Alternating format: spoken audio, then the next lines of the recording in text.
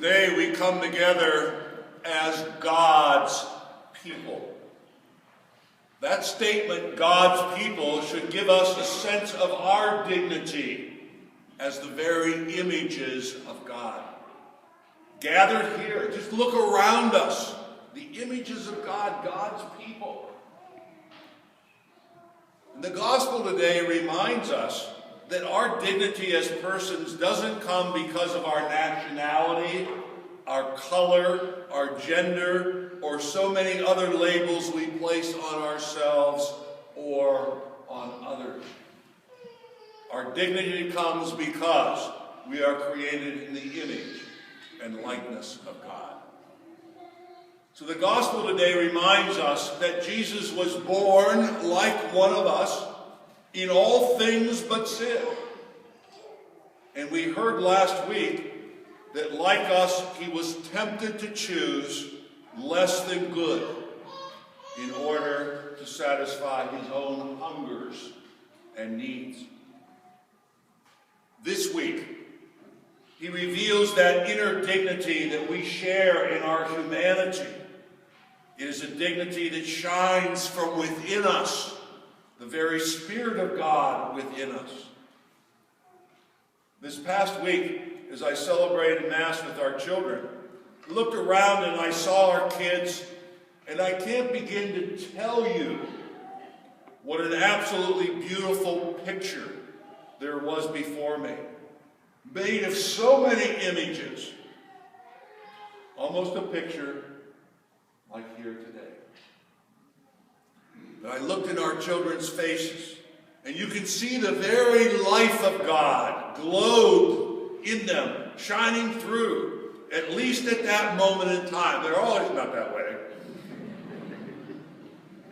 But just like us, sometimes it's not easy to see that glory in us either. But today in the story, the followers of Jesus see the human face of Jesus, that divine life of God.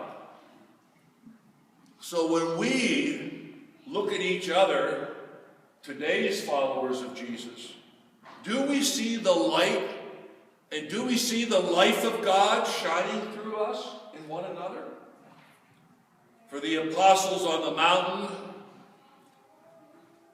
or us, if we really take Jesus seriously, we are in for an absolutely enormous change. Like Abraham being called to leave his secure place in the world, and like the apostles to follow, without knowing what would happen along the way or in the future. We're called the same way, placing our trust in the power and the grace of God.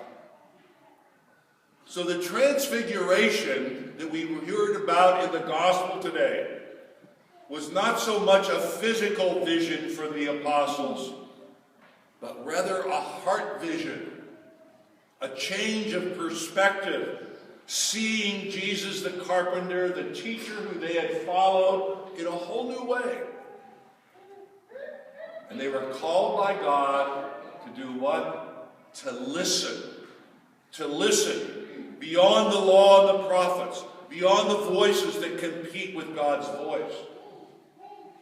The poet and the priest, Anglican priest, Jonathan Swift wrote, "We have just enough religion to hate, but not enough to make us love one another."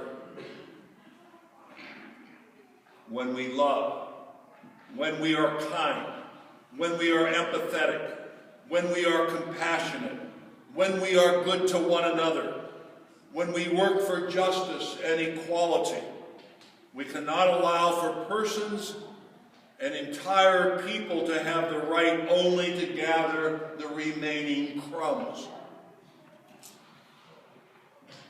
When we are gentle with each other, husbands and wives, parents and children, neighbor to neighbor, then we will see the holiness of our lives shining through. We'll see God's life glowing through each of us, just as it shined through that ordinary carpenter's son. from Nazareth. This coming week, I would ask you to try to see with our eyes and our hearts the dignity of each person we meet, and let the light of God shine, glow through us, transfiguring our lives and enabling us to transform the world around us. God bless you.